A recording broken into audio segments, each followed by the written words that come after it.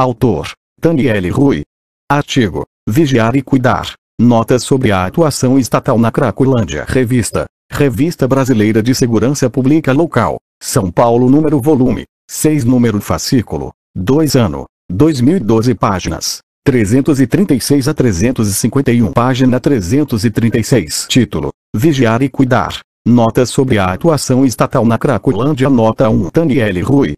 Observação 1. No início da observação 1, Daniele Rui é doutora e mestre em Antropologia Social, pela Universidade Estadual de Campinas, e graduada em Ciências Sociais, também pela Unicamp. É professora do curso de pós-graduação Lato Sensu, Psicossociologia da Juventude e Políticas Públicas, da Faculdade Escola de Sociologia e Político de São Paulo, FESP-SP. Final da observação 1. Subtítulo 1. Resumo. Esse texto é parte de pesquisa empírico realizada entre junho e dezembro de 2010, acompanhando o deslocamento de uma equipe de redução de danos numa dos mais conhecidos territórios de uso de crack do país, a Cracolândia paulistana, que se movimenta pelo entorno da região da Luz. Trata-se de um cenário que oferece solo empírico para desvelar tentativas de gestões estatais de controle dessa população, nas quais se encontram mesclados gerenciamento do espaço e diferentes tipos de assistência e repressão, cuidados e vigilância. Ao focar o olhar em tal aspecto, o intuito é mostrar como os usuários de crack estão sujeitos, mas também impulsionam e recriam aparatos e técnicas políticas de manejo dos territórios e das populações. Subtítulo 2. Palavras-chave: São Paulo, crack, uso do espaço, político de drogas, controle de donos. Página 337. Na região que ficou conhecida como Cracolândia, em São Paulo, diversas situações acontecem num espaço curto de tempo. Vários tipos de associações e interações marcam o cotidiano dos usuários de crack. Negociações ora hostis, ora amigáveis com os comerciantes locais. Grande assédio de instituições assistenciais e de saúde. Tensa convivência com os agentes de segurança, polícia civil e militar, guarda metropolitana e seguranças privados. Inúmeros são também os atores sociais que circundam e constituem o local, moradores das imediações e das pensões, comerciantes e frequentadores do bairro, transeuntes, trabalhadores dos arredores, profissionais de imprensa, estudantes realizando os mais diversos trabalhos de conclusão de curso, membros de várias instituições religiosas, fiscais da prefeitura, associações civis de moradores e comerciantes, ONGs, grupos de artistas e suas intervenções, urbanistas, movimentos sociais de luta por moradia, defensores dos direitos humanos, serviços públicos de saúde e de assistência, PCC, interesses político-eleitoreiros, construtoras imobiliárias, e investidores internacionais. Impossível apreender todas as interações existentes no local. Igualmente impraticável é tentar elencar qual dessas interações é mais relevante para sua caracterização. São tão múltiplas, diversas e heterogêneas, atendem a tantos interesses, que é difícil precisar apenas uma. Deste modo, ao falar sobre tal espaço, avisa-se de antemão que não há, aqui, a pretensão de esgotar todos os intercâmbios aí existentes. Outros trabalhos são necessários. De maneira mais modesta, este artigo discorre sobre a dinâmica local e, principalmente, são escolhidas as funções estatais de controle e cuidado, a fim de mostrar como grande número de atores sociais numa área urbana bastante visível e visada, cenário estratégico de inúmeras disputas, confere contornos específicos à dinâmica do consumo, possibilitando, ainda, observar a própria dinâmica estatal de atuação no local. Subtítulo 3. Vigiando e cuidando. Pelo menos uma vez ao ano, grandes operações policiais, urbanas e assistenciais ocorrem na Cracolândia. Esse tipo de ação é esporádico e frequentemente ocorre acompanhado de cobertura midiática, previamente informada sobre a operação. Faz-se o balanço das operações, prendem-se algumas pessoas, apreendem-se alguns quilos de droga ou objetos suspeitos e todos esses números ficam computados, disponíveis para consulta pública. O resultado dessas ações é quase nulo. Passados alguns dias, tudo tende a voltar a ser como antes. Quando a repressão se torna mais incisiva, os usuários se deslocam na procura por outros territórios. Tais ações revelam, nessa esfera do espetacular, que, definitivamente, a Cracolândia não é um local com ausência de Estado. Ao contrário, ele está ali. Por vezes, em demasia. Reprimindo e ajudando. Punindo e encaminhando. deixando morrer e fazendo viver. Foucault, 1999, 2005. Portanto, a questão menos interessante de ser colocada é: por que o Estado não está lá? Ele está. Não há como refutar isso. Mais relevante é saber como ele está lá, o que só um olhar mais próximo é capaz de responder. Página 338. Para tanto, procura-se focalizar a interação mais miúda e cotidiana, aquela diária que, porque é rotineira, é sempre menos conhecida.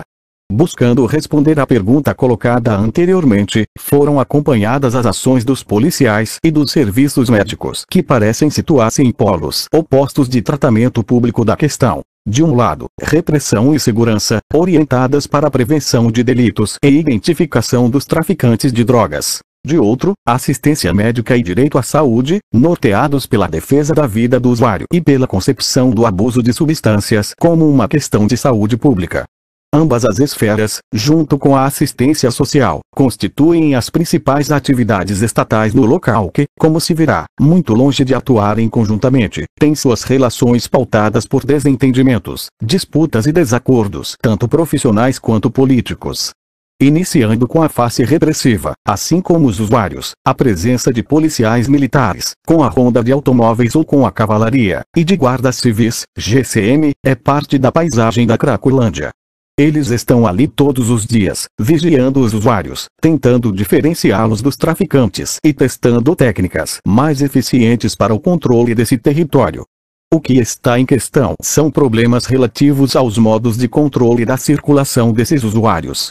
Duas táticas se destacam: a ronda contínua, a pé, de carro ou com cavalos, fazendo com que os usuários tenham que ficar o tempo todo circulando, num incansável jogo de gato e rato pelos quarteirões próximos. E o cerceamento, que consiste em cercar um quarteirão, impulsionando a concentração dos usuários, que ficam circunscritos a determinada delimitação e, logo, passíveis de terem suas ações monitoradas. A primeira estratégia, a ronda contínua, é assumida publicamente, já que o trabalho de policiamento ostensivo ali é, como afirmou uma inspetora-chefe da GCM, não deixar as pessoas fazerem mau uso do espaço urbano para não causarem nenhuma sensação de insegurança. Por isso a necessidade de, nas suas palavras, ficar tocando boi. Nota 2. A segunda tática, o cerceamento, jamais é admitida em discursos públicos pelo alto oficialato, que prefere dizer que a concentração dos usuários em apenas uma parte da rua, ou em uma única rua, se dá de forma espontânea. Nota 3. Fundamentalmente por regulações internas. Importa notar que não há opção exclusiva por uma ou outra, elas se sobrepõem e coexistem, dependendo dos policiais que estão de plantão, bem como da pressão do poder público, o que, por sua vez, é variável de acordo com a conjuntura política e, portanto, sofre com suas oscilações. O convívio entre agentes de segurança e usuários é tamanho que a mesma inspetora, chefe da GCM, disse: "No meu plantão, todos os usuários têm nome. Eu sei o nome de todo mundo aqui." Outro guarda civil, também mulher, relatou que conseguiu, durante 2 meses, no seu plantão, desenvolver um trabalho de desenho com as crianças que usam crack. Com o próprio dinheiro, comprou folhas de sulfite, canetinhas, lápis de cor e, quando ali estava, convidava as crianças para desenhar. Ela sabia que não resolveria o assunto, mas pelo menos nesse tempo elas não usavam crack. Suas falas deixavam tudo, aparentemente, de cabeça para baixo. Policiais fazendo o trabalho de educação, conhecendo as pessoas pelos nomes, aquilo que nem os serviços de assistência conseguiam fazer, embora se esforçassem. Página 339. Mas já na sentença seguinte uma primeira confusão se desfez. A guarda não poderia continuar o trabalho com os desenhos. Fora repreendida pelos seus superiores. Mais um pouco e, de novo, um usuário, ao ver a pesquisadora conversando com ela, colocou as coisas em seus devidos lugares. Nós aqui somos seus amigos. De que lado está, afinal? Nota 4. Tal fala torna possível pensar que a interação entre usuários e agentes de segurança supõe um conhecimento do cotidiano e às vezes revela formas de aproximação sem, contudo, implicar um relacionamento amistoso. A mesma fala também diz que, uma vez estando ali, tais personagens não podem ser vistos na sua complexidade, mas sim pelo que eles representam. Um guarda civil não é, por exemplo, um profissional de saúde, e isso, disse o usuário, precisa ficar claro. Há que se escolher um lado. A estada contínua torna essa decisão mais imperativa, visto que, na maior parte das vezes, o que de fato se manifesta é o conflito. Num dos dias de pesquisa, 2 homens da polícia militar vieram questionar o trabalho da equipe do Edley, que realiza trabalho de redução de danos no local.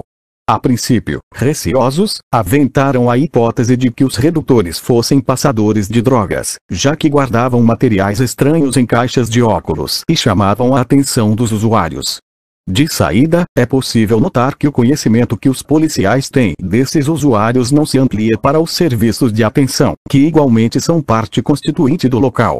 Por conta disso, serviços de saúde e assistência frequentemente precisam esclarecer aos policiais o que fazem ali.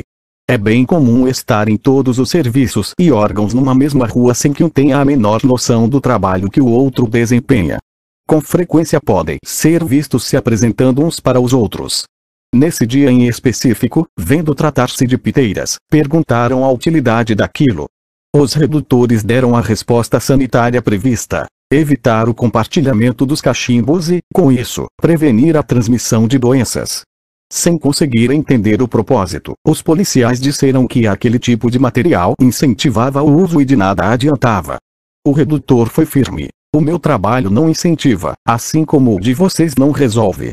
Diante da resposta do redutor, estranhamente, o policial passou a tratá-lo com mais respeito. Baixou o tom de voz, pediu para chegarmos mais perto, disse-nos que falaria um segredo, mas que não poderíamos passá-lo adiante. Calmo, contou. Sabe qual é a verdade? É que há muitos interesses aqui. Tem um monte de gente que quer os usuários aqui por um tempo para desvalorizar a área. Daí o terreno custa barato. Todo mundo compra por uma mixaria, bota segurança privada. Depois tira esses nóias daqui e espera valorizar. Essa é a verdade. Nota 5, página 340. Estando ali frequentemente, muitos dos policiais se veem como depositários dos saberes secretos da região. O segredo e a verdade, isto é, o fato de que a área teria sido propositalmente abandonada para ser vendida a preços módicos e depois revalorizada, bem como que os nóias seriam deixados ali para acelerar esse processo de especulação, lembra, em muitos aspectos, a versão das associações de moradores e comerciantes, o que, mais uma vez, revela a interação e a circulação de ideias. Mas especificamente no que tange às funções de vigilância do local, esses segredos contados a pouca voz parecem dizer algo acerca do real sentido de exercê-las. Ou seja, eles indicam que também os policiais questionam, debatem e procuram saber o que de fato fazem ali. De maneira mais clara, ao narrar tal segredo, este policial estava dizendo que o seu trabalho era bastante funcional e provisório. Duraria enquanto tivesse que zelar pelos muitos interesses envolvidos na degradação da região. Tal relato concordava, em outras palavras, com o diagnóstico do redutor, que também, de algum modo, sabia que seu trabalho não resolveria a questão. São outros interesses que contam. Paradoxalmente, no entanto, guardar segredos e, em certa medida, ter consciência da pouca eficácia de suas ações também confere poder. Se práticas de violência e arbitrariedade, tratamento desigual para integrantes de distintos grupos sociais, desrespeito aos direitos e impunidades dos responsáveis por esses atos são práticas constitutivas da polícia brasileira, em graus variados, desde sua criação. Caldeira, 2000, o atual cenário da Cracolândia é um campo fértil para que os policiais exerçam toda a arbitrariedade que lhes foi historicamente concedida. Isto significa dizer que a associação que se faz automaticamente entre o uso de drogas e criminalidade, somada à retórica compartilhada que desumaniza os nóias, tem justificado, nesse espaço, prisões, abordagens, violações de direitos, demonstração despótica de mando e também aquilo que um redutor, com formação em psicologia, chamou de sadismo gratuito, em sua face mais radical. Em suma, nesse local, usando os termos de Arantes, 1994, o controle social assume a forma ritualizada de policiamento ostensivo, por meio da sinalização da autoridade e teatralização do controle. Exemplo extremo de tal assertiva, e importante para o entendimento da dinâmica local, é a cena descrita abaixo, relatada oralmente por 2 redutores de danos e escrita por um deles. Como de praxe, estávamos acessando os usuários, orientando, dialogando e distribuindo os insumos. Estávamos na esquina da Duque de Caxias com a Rua X, não lembro o nome, ali onde fica aquela loja de pneus, que inclusive instalou canos de PVC e constantemente dispara água gelada para espantar os usuários. De repente a maioria dos usuários se levantou e começou a correr. Muitos tropeçavam e outros usuários caíam, se levantavam rapidamente e voltavam a correr.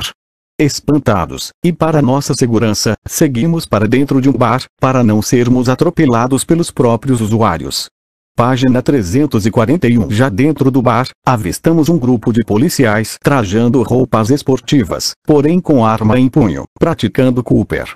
Entoavam cantos/gritos da corporação e partindo para cima dos usuários. Aqueles que não levantavam eram chutados até se levantar e correr.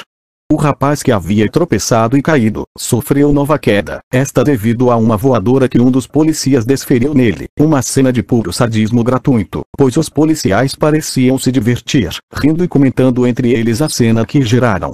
Atônitos, tentamos conversar com alguns usuários, os aparentemente mais calmos, coisa difícil de encontrar, nos relataram que são policiais do 15º Batalhão do Choque que protagonizaram a cena e que não era a primeira vez que ocorria. Relato enviado por e-mail por um redutor em maio de 2011, sobre um acontecimento de setembro de 2010. Escrita 8 meses após o acontecimento, sua narrativa perde o vigor da fala oral, bem como a gestualidade e entonação de voz que lhe é própria. Inicia-se pela atividade rotineira do trabalho, acessar, orientar, dialogar e distribuir insumos, localiza e ao mesmo tempo critica o comerciante que criou o aparato de expulsão dos usuários. Passa então a descrição dos usuários que, em grande número, cambaleiam assustados pela rua. Vê-se primeiro eles para depois chegar a diversão dos policiais em fazer Cooper no local, com arma em punho, continuando o ritmo, a contrapelo das pessoas à frente que, se não são rápidas o suficiente na corrida, são logo agredidas com uma voadora. A cena termina com a averiguação do fato e com a confirmação de que não se tratava de um ato isolado. Ao escrever posteriormente a experiência, sua memória não foi boa o bastante para guardar o nome da rua em que faziam atividade, ela foi precisa o suficiente em lembrar o número do batalhão que praticou o ato. A partir do ocorrido, visando um enfrentamento público e uma disputa pela verdade, os redutores começaram a ir à Cracolândia munidos de máquina fotográfica. O objetivo era registrar qualquer espécie de abuso da autoridade pública que voltasse a acontecer no local. Diante das rondas e revistas, os redutores não hesitaram em fotografar.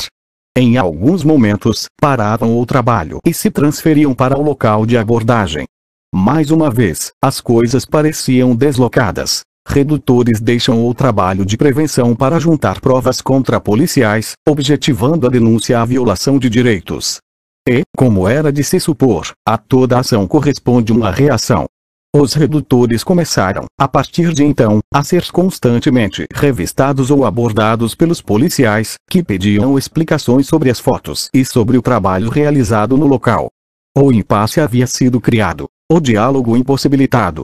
Ficar buscando sentido em ações como o Cooper é tarefa que deve ser descartada. Como já propôs Tausig, 1995, há pouco sentido no terror, justamente porque pode haver muitos. Contudo, chama-se a atenção para a ideia de sadismo gratuito lançada pelo redutor. Deleuze, 2001, mostra que nada é mais alheio ao sádico nota 6 do que a intenção de persuadir, de convencer ou de ser pedagógico. O que está em jogo é o mais assombroso desenvolvimento da faculdade demonstrativa. Deleuze, 2001, uma demonstração que se confunde com a onipotência do demonstrador e que destaca a relação entre violência e demonstração. E, para tanto, os corpos submetidos ao sádico não cumprem mais do que o papel de figuras sensíveis ilustrativas de demonstrações abomináveis. Não são esses corpos que deixam o sádico excitado nota 7, mas sim um objeto que não está aí, por isso mesmo, só pode ser objeto de demonstração, a ideia de mal. Com Deleuze, tem-se que o sadismo vinculado à violência objetiva não a dor do outro, mas o próprio triunfo. Página 342. O redutor ainda adicionou ao sadismo o termo gratuito. Interessante, pois, diferentemente do que se passa na relação entre traficantes e usuários, pautada no comércio da substância, ou entre traficantes e policiais, baseada na compra do que Michel Missy chamou de mercadorias políticas, a relação entre usuários e policiais implica quase ausência de comércio, de troca ou de proteção. Parece aqui que a ideia de gratuidade amplia o próprio sadismo e contribui para um tipo de cena cuja finalidade última é demonstrar poder, autoridade, capacidade de humilhar e, o que parece mais relevante, ostentar a diferença, quase ontológica, entre ambos. Enquanto função particular do Estado, espera-se que a polícia assegure o policiamento ostensivo, bem como garanta uma vã figura jurídica. A ordem pública nota 8. Mas ela é mais. É um instrumento de poder, um serviço público e uma profissão. Monjardet, 1996. Máquina capital de funcionamento do Estado. Organismo de regulação das relações e dos conflitos sociais, que atua em meio a relações complexas e contraditórias com a opinião pública e com o governo. A comunidade de interesses particulares e autônomos, ainda que heterogêneos. Berlier, 1996. Todas essas variáveis devem estar presentes quando se busca o entendimento de suas ações. E a elas há que se acrescentarem fatores não passíveis de quantificação, como as concepções dominantes sobre a disseminação do mal, o papel da autoridade e do corpo manipulável. Caldeira, 2000. De modo ainda mais complicado, sabe-se igualmente que a polícia, longe de oferecer uma solução, é o ponto nodal do problema da violência urbana, porque frequentemente tem abusado da agressividade como padrão regular e cotidianos de controle da população, não como uma exceção, mas, e o que é desafiante, frequentemente sob a proteção da lei, e com pelo menos algum apoio das autoridades públicas e de determinados setores da população. Nesse sentido, a Cracolândia é um cenário fértil para observar toda a complexidade exposta, na medida em que põe a nu, de maneira um tanto quanto conflituosa, desastrada e violenta, as contradições internas e as divisões de tarefas próprias das corporações.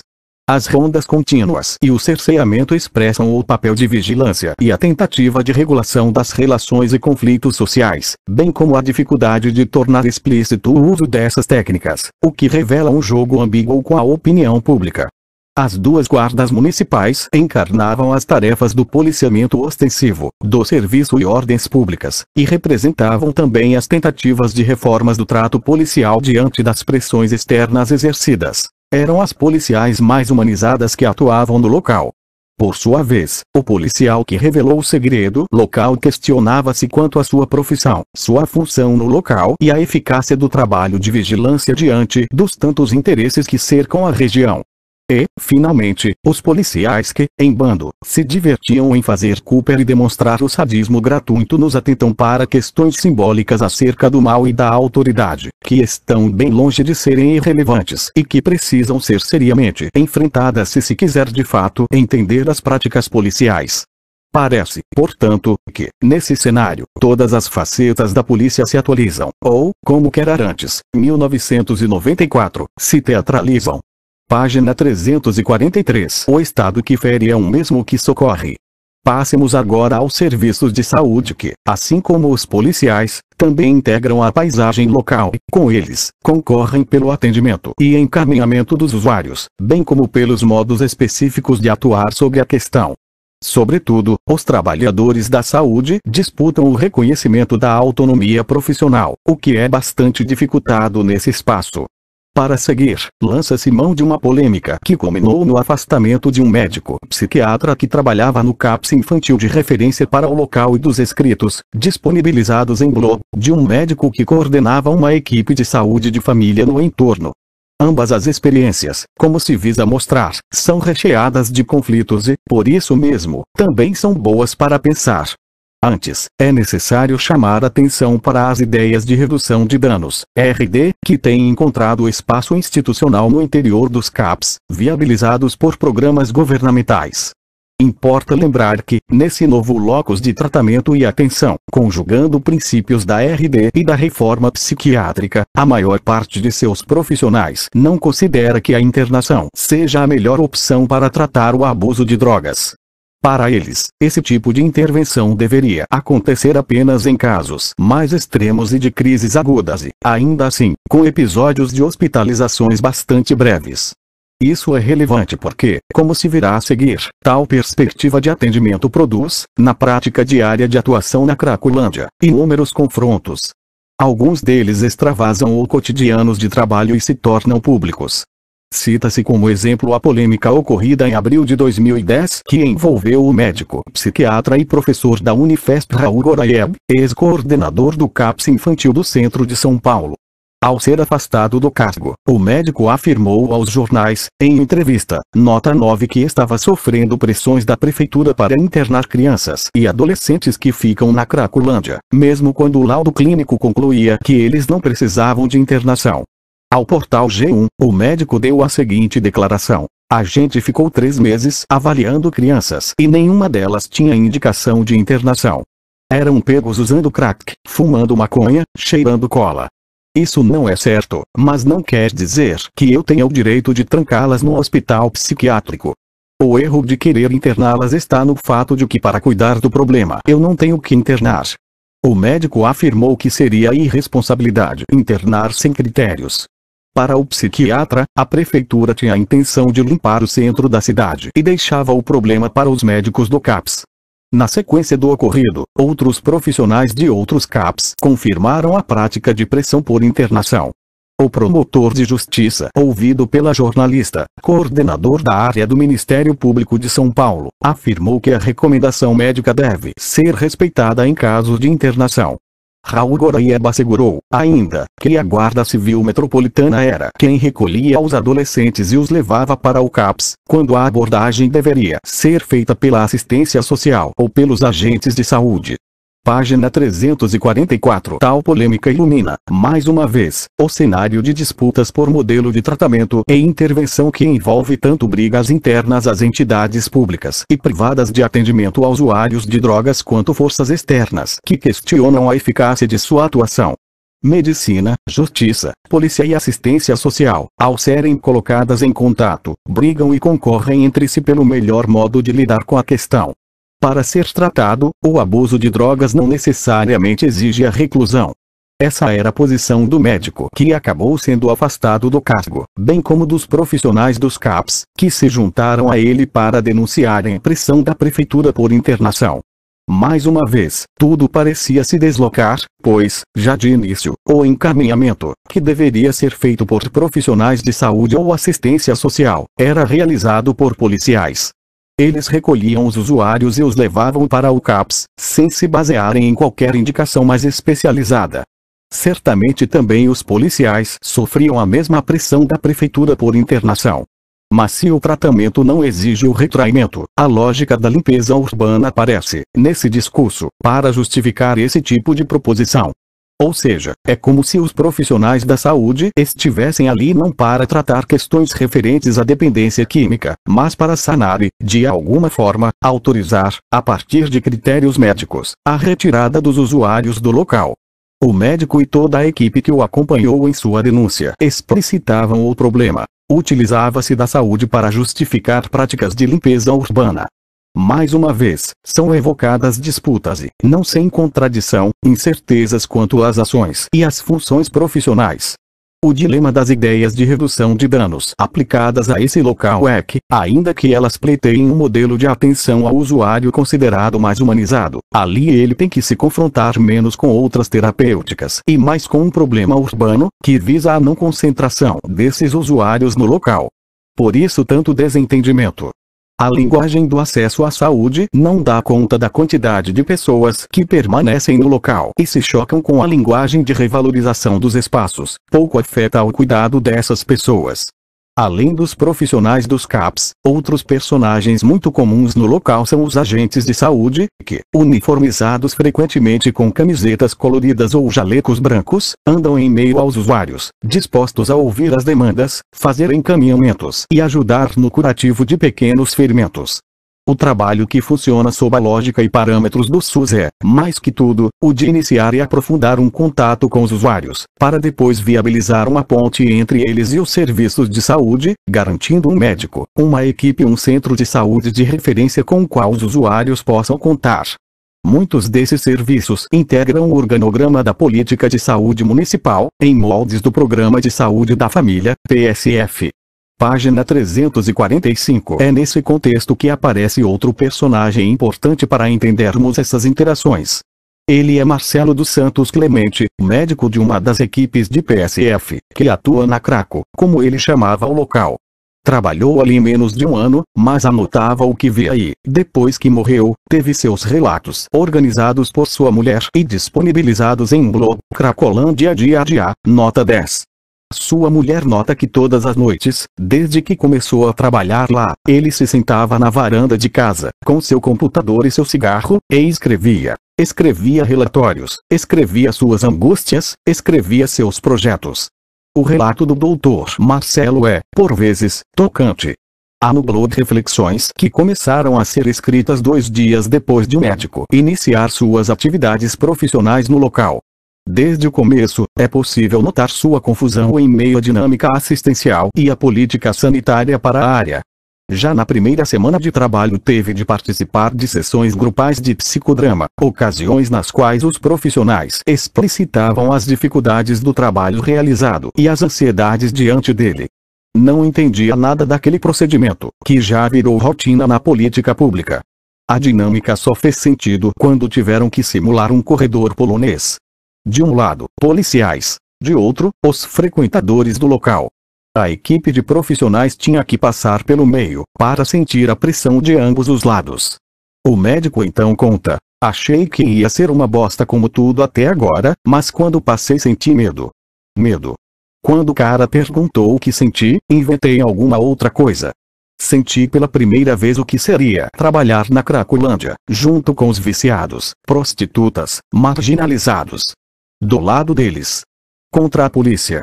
Setembro de 2010, maiúsculas do autor do lado deles, contra a polícia.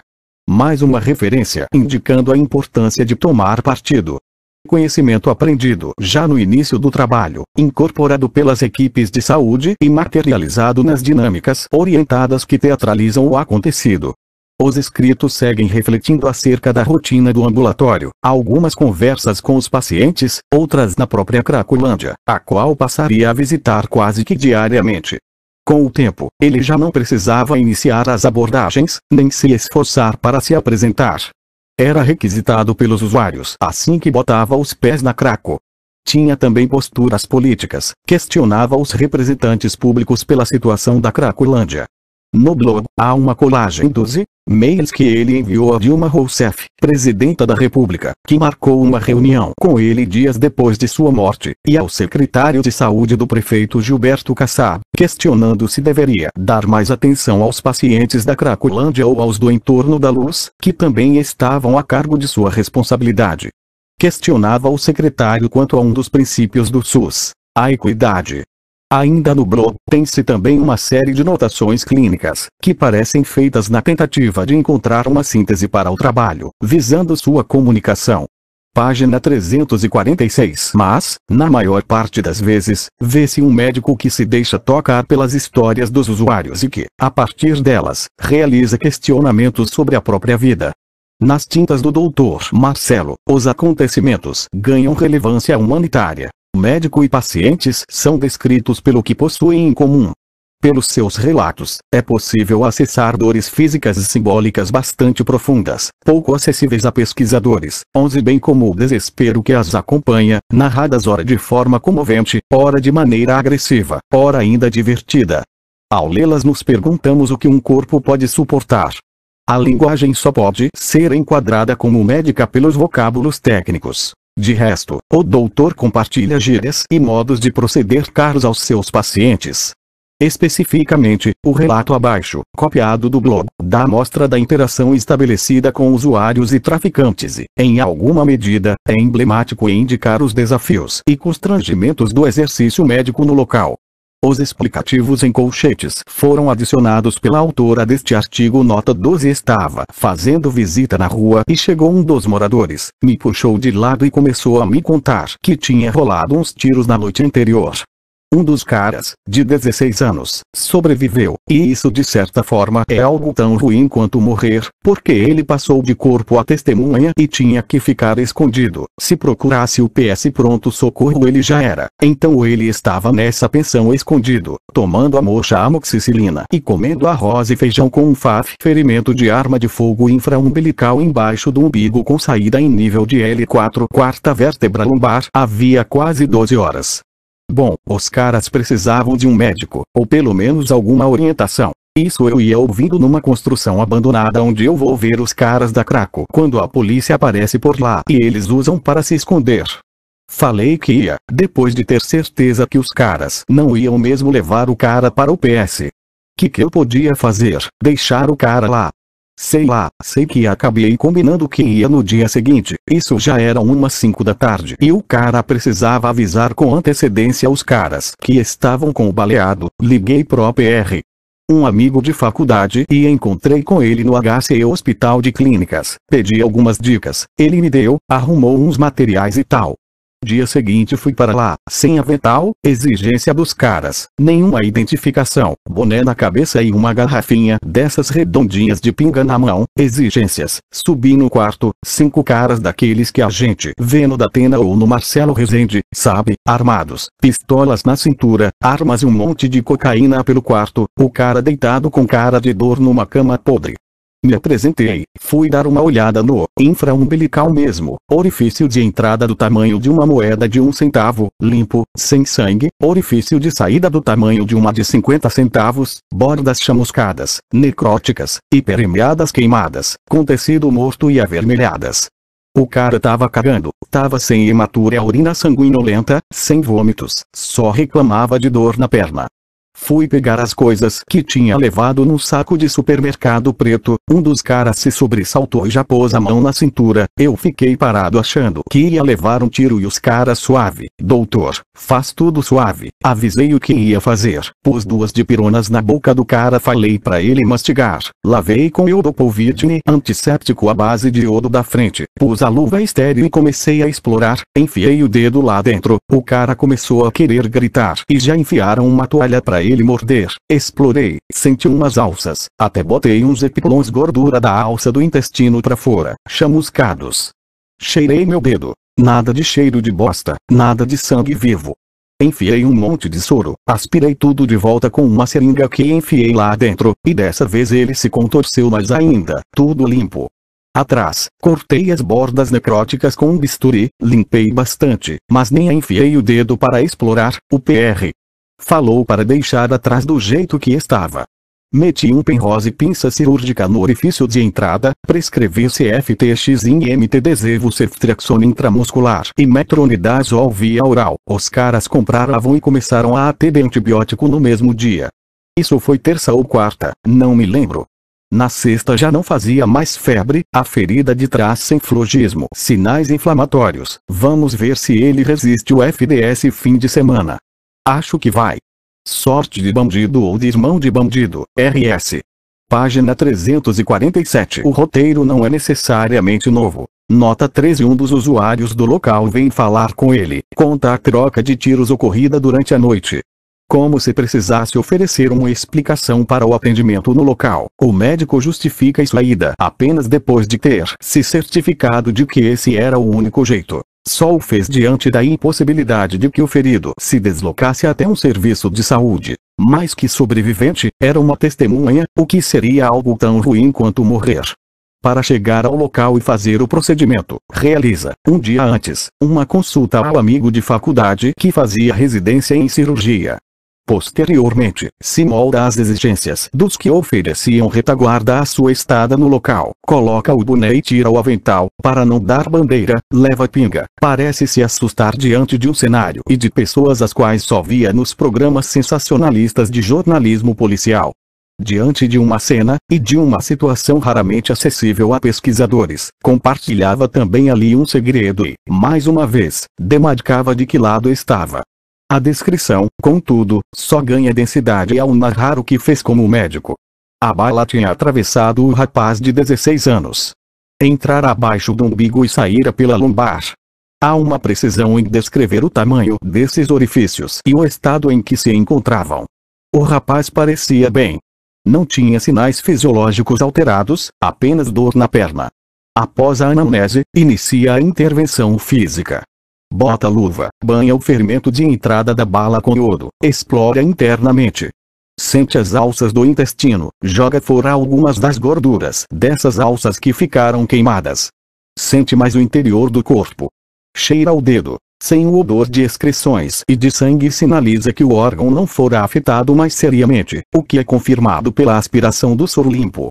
Retira o pedaço de tecido morto do ferimento na lombar e prescreve antibióticos. Faz o que é possível em cenários como esse, a febre cede. Ainda assim, há que se contar um pouco com a sorte. Página 348. Os exemplos de enfrentamento e prática profissional dos dois médicos apresentados acima também complexificam o próprio cenário. Ali eles têm de realizar outras funções que não apenas as restritas ao abuso de drogas e decorrências desse consumo. O psiquiatra não faz apenas laudos, acompanhamentos e indicação de tratamentos.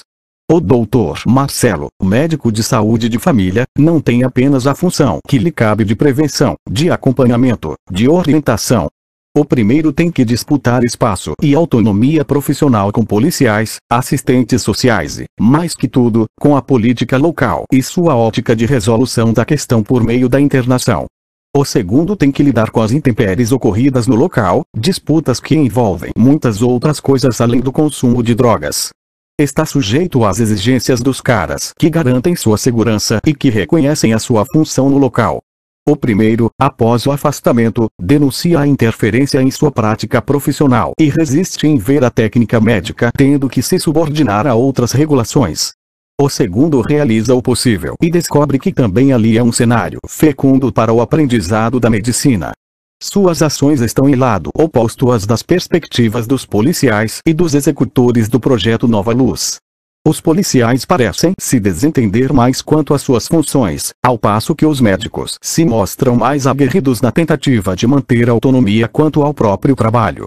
O psiquiatra é claro, o procedimento médico não pode estar sujeito às pressões políticas. Igualmente o Dr. Marcelo sabia que estar ali é estar do lado deles, contra a polícia. Certamente o movimento histórico que possibilitou a percepção do consumo de drogas como uma questão de saúde pública contribuiu decisivamente para tal postura. E, seguramente, o prestígio profissional dá um grande resguardo à sustentação de tal atitude. Estamos, portanto, muito longe da medicina social que serviu de alavanca ideológica das mais eficazes às ideias higienistas de fins do século XIX e começo do XX. Na ocasião, tais profissionais agiam à semelhança de uma polícia médica, invadindo casas e condenando os que não obedeciam a regras higiênicas. Estamos distantes também daqueles médicos higienistas, braços direitos das intervenções de Pereira Passos, na então capital federal, o Rio de Janeiro, e que tematizaram, em teses acadêmicas, os nós górdios concernentes à vida urbana, contribuindo decisivamente para a criação de normas, interdições e leis, por exemplo, Benchimol, 1992. Novos cenários, novas disputas. Contrapondo-se a esses estereótipos, os médicos atuantes no local, como os dois aqui apresentados, vêm tomando frente nas disputas públicas acerca do tratamento mais adequado e mais respeitoso aos usuários. Brigam com outros médicos, com policiais, com assistentes sociais e com a prefeitura. Escolheram um lado. E se não podemos esquecer que há muitos profissionais de medicina que, em alguma medida, reatualizam aquela polícia médica, é plausível dizer que os que se incumbem de tal tarefa são, não contraditoriamente, os que estão mais afastados do cotidiano local, logo, mais longe dos usuários, assim como de todas as injunções externas que se refletem e, em grande medida, limitam a ação profissional. Página 349. Subtítulo: Considerações finais. Para finalizar, pode-se considerar que o mais interessante em toda a descrição foi esmiuçar os embates cotidianos que tornam a Cracolândia um cenário bastante complexo. Em torno do consumo de crack e do que fazer diante dele, é possível observar embates internos e externos que envolvem as secretarias de saúde e de segurança, a autonomia das profissões, as atribuições policiais e as incumbências médicas. É possível ainda observar fatores simbólicos situados em polos radicalmente opostos. De um lado, o gosto pela demonstração da violência. De outro, o bel prazer pelo aprendizado da medicina. Embates habituais que nos indicam que o Estado, na sua ponta, ou visto a partir de suas margens, é algo bem mais complicado. Página 349. Subtítulo. Nota. Início da nota 1. 0. Presente texto é um fragmento adaptado da tese de doutorado 2012. Apresentado no seminário Território, Crime e Ordenamento Social nas Margens da Cidade, promovido pelo CIE em maio de 2012, o texto recebeu em tal ocasião comentários valiosos do professor Luiz Antônio Machado da Silva, a quem a autora agradece imensamente tanta generosidade intelectual. Final da nota 1. Início da nota 2. Caderno de campo, 20 de outubro de 2010. Final da nota 2. Início da nota 3. Como exemplo, pode-se citar trecho de uma reportagem do Estado de São Paulo. Os viciados em uma rua sem comércio e moradores seriam uma forma de evitar que eles voltem a se espalhar por áreas residenciais ou redutos de lojas. Quem admitiu a estratégia foram PMS ouvidos pelo Estado. Mas o comando nega. Essa aglomeração ocorreu de forma espontânea. Talvez porque a área está desabitada. Não foi uma ação da PAM, disse o coronel Pedro Borges, comandante da PM no centro. Final da nota 3. Início da nota 4. Caderno de campo, 03 de dezembro de 2010. Final da nota 4. Início da nota 5. Caderno de campo, 22 de setembro de 2010. Final da nota 5. Início da nota 6. Importa notar que a reflexão sobre o sadismo se beneficia da reflexão literária de Sade e vice-versa. Final da nota 6. Início da nota 7. Ressalta-se que, embora referentes ao campo da sexualidade, tanto o sadismo quanto o masoquismo não estão definidos pelo vínculo dor-prazer sexuais, mas sim pelo relacionamento mais profundo entre escravidão e humilhação, o que permite que seja possível transpô-los para pensar outras interações. Final da nota 7. Início da nota 8. Artigo 144 da Comissão. As polícias militares cabem à polícia ostensiva e à preservação da ordem pública. Final da nota 8. Início da nota 9. Reportagem publicada no portal G1, psiquiatra afirma sofrer pressão para internar menores da Cracolândia. Final da nota 9. Início da nota 10. Acesso em 01 dezembro 2011. Sua morte aconteceu durante a noite. Ele tinha 27 anos. No blog, ela não aponta as causas. Escreve apenas: os autores destes textos me deixou no dia 09 de abril de 2011. Encontrei-o às 6 horas da manhã em nossa cama com um fio de vida. Ele se foi em meus braços. Final da nota 10. Início da nota 11. De que exemplo esse trecho? Éramos iguais, mas não íamos ao posto pedir xilocaína gel para passar no ânus cheio de feridas de sífilis para aguentar continuar fazendo o programa. Final da nota 11. Início da nota 12.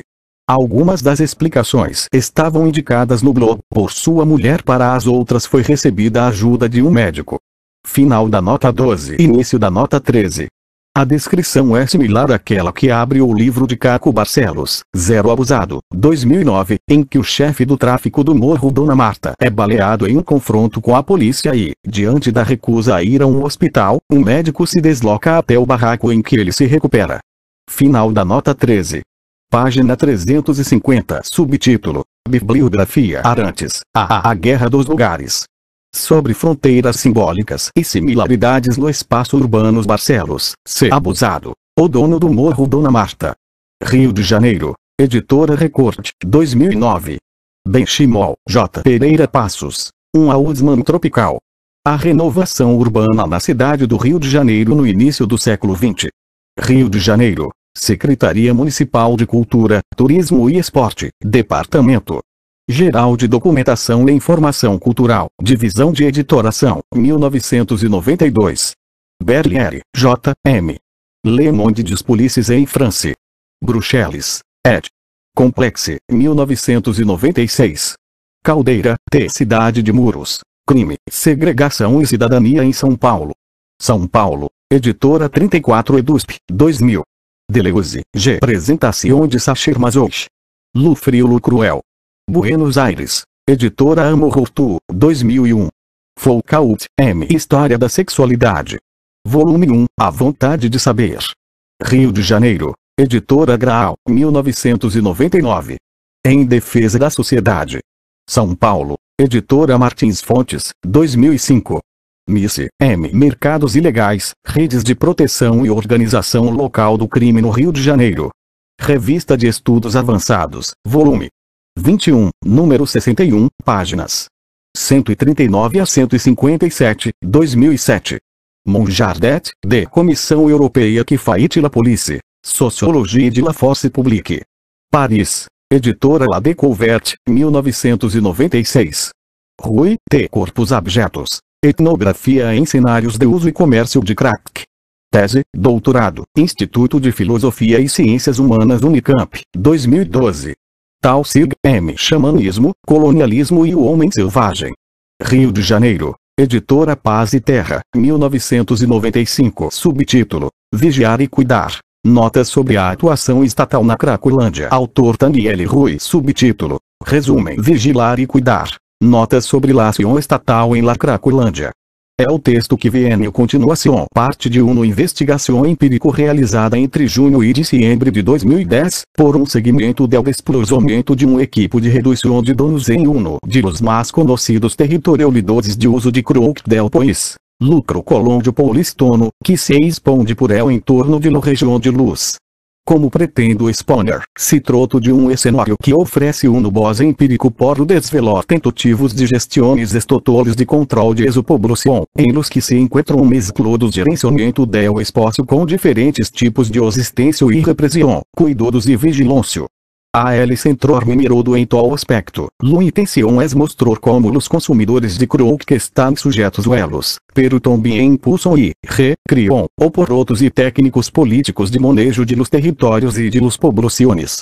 Palavras-clave: São Paulo, crack, uso del espaço, político antidroga, controle de danos. Subtítulo, abstract. Subtítulo, Vatching anti-caring, notes on government action at the crack cloud. The following is a account of an empirical study conducted between June and December 2010. The study comprised follow-up of damage reduction to working in Crackland, one of Bruce's most notorious areas for crack use, located in São Paulo's Luz District. This area provides a valuable source of empirical data on several government attempts to control this group of crack users. Diferente administrations of combined possible tactics on different types of social work and repression, in addition to core and surveillance.